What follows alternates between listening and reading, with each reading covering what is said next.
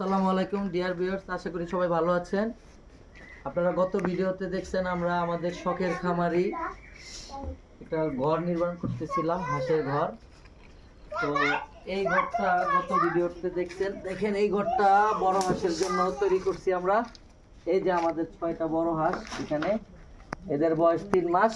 এই যে এরা, একটা লাইটও লাগাই দিছি সন্ধ্যার পরে যাতে ঠিক মতো থাকে। তো এইবার দেখি যে এই ঘরটা আমরা তৈরি করলাম, এটা আমরা নিজেরাই করছি, কোনো মিস্ত্রি ছাড়া। যেহেতু শীত চলে যাচ্ছে, সামনে বৃষ্টির দিন আছে, তাই জালি দিচ্ছি। জালির পাশাপাশি এরকম দেখেছে বৃষ্টি টিষ্টি আসলে পলিথিন নামাই দিলাম। এটা নিজেরাই তৈরি করছি, মোটামুটি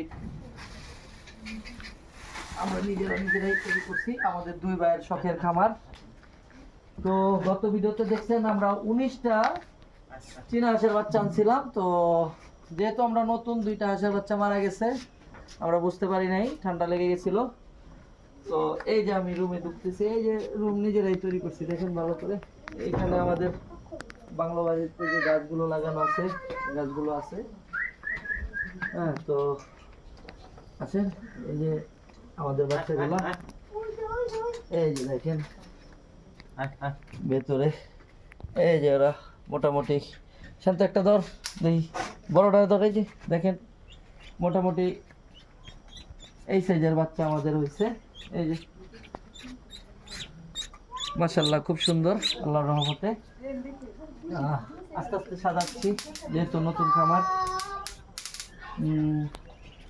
তো এদের জন্য মোটামুটি কোনো মিক্সড খাবারের জন্য সব কিছু এনে রাখছি। ফিড, ধানের গুঁড়া, তারপরে ভুট্টার গুঁড়া, জিঙ্ক সিরাপ টিরাপ আনছি।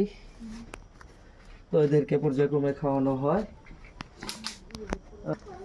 এই যে দেখেন বড়গুলো মাশাআল্লাহ দিলে, এই যে দেখেন আল্লাহর রহমতে সুস্থ আছে, অনেক যত্ন করি। ঠিক আছে, শখের জিনিস, শখের খামার।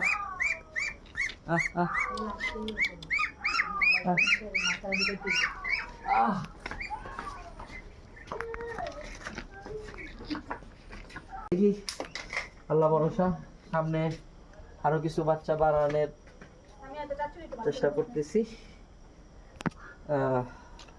তো আমাদের জন্য দোয়া করবেন যাতে আমরা সফল হতে পারি, কারণ এই হাঁসগুলো খুবই